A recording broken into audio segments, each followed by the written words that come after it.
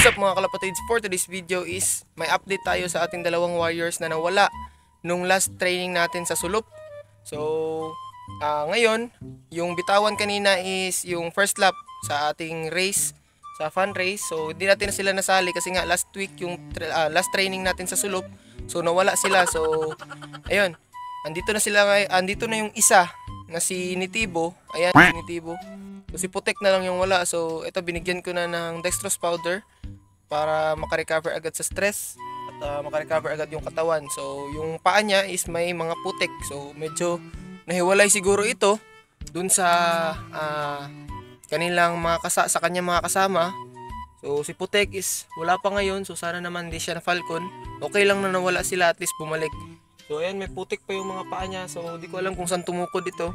So ito, may pagkain na ako dito, papakainin ko na para makarecover agad. So baka next na race na lang natin isasali tong dalawa. Kung makakauwi si Putek, sana makauwi talaga. Pero siguro sumabay ito sa race kanina. So sa pauwian kanina is first lap namin is Padada. So ayun, sa sulop lang kami nag-toast nung nakarang Friday. So kanina yung bitawan sa first lap, so hindi na sila nasali. So ito, papakainin ko na. And then papakita ko sa inyo yung mga breeders natin na binili natin sa ating mga kapwa kalapatids. So let's go.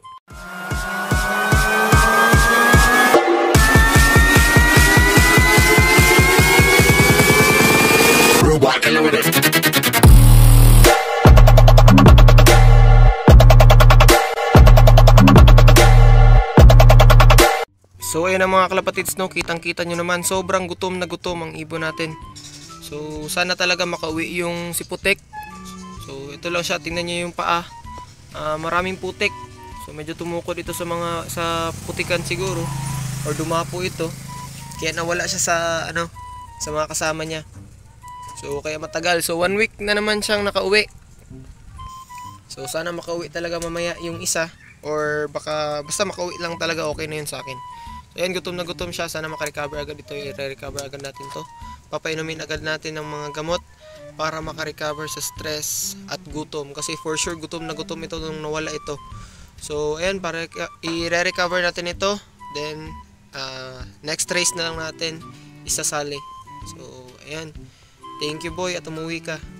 So ayan, ipapakita ko sa inyo ngayon yung mga bago nating ibon dun sa baba na binibreed natin para isasalang din natin sa next race kasama nila. So let's go.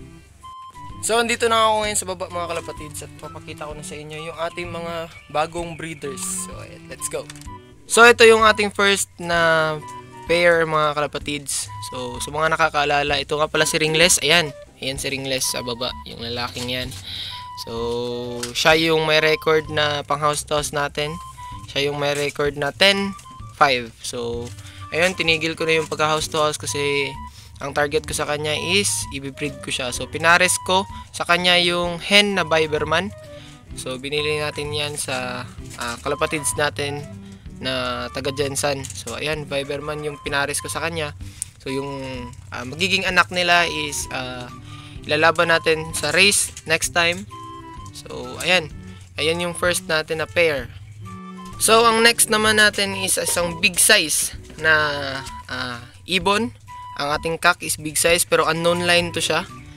Tapos pero ring banded pa rin siya. So okay naman. Tapos itong ibon na to, yung hen, is isang George Cartius na ibon.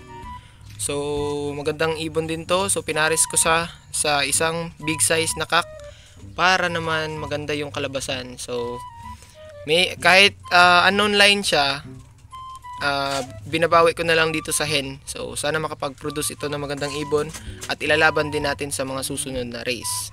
Ito naman ang ating pangatlong pares mga kalapatids.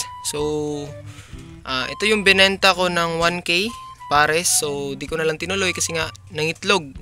So ito nga pala is 2021 na mga ibon. At ito ay finisher ng Cotabato, pero hindi natapos yung final lap. So third lap lang ito, hanggang third lap lang. So ayan, sila yung mga ibon na naka-race dati. So ayan, may itlog sila ngayon at sana makapag-produce din yan, makapag-produce din ito ng magandang ibon. So sasali din natin sa race yung ibon nila next time. So, yan yung pangatlo nating pares. Ito naman mga kalapatids, ang ating bagong pares. So, ayan, pinares ko sila kagabi lang. Kasi nga, kagabi lang ito dumating. So, itong cock na to is finisher ng isang race sa Cotabato. So, pagmamayari siya ni Bangko Peralop.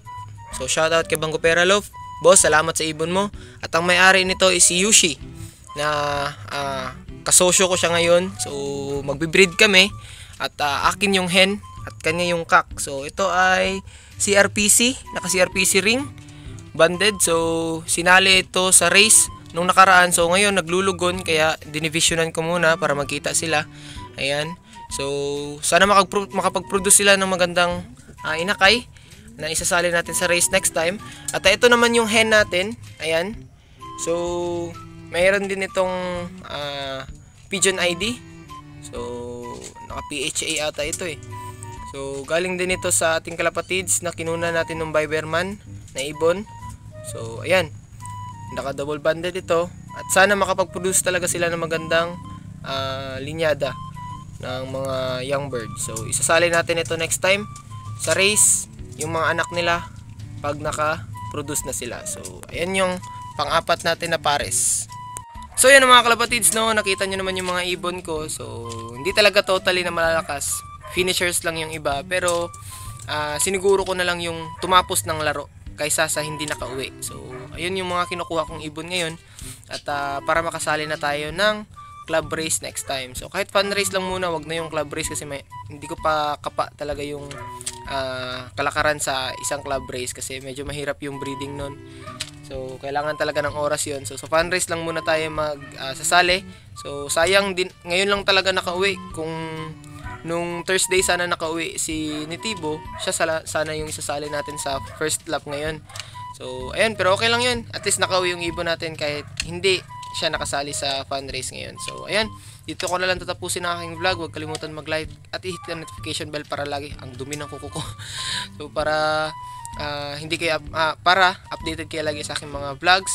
So, huwag kalimutan mag-like at i-hit ang notification bell para lagi kayong updated sa aking mga videos. So, see you next time mga kalapatids. Bye-bye.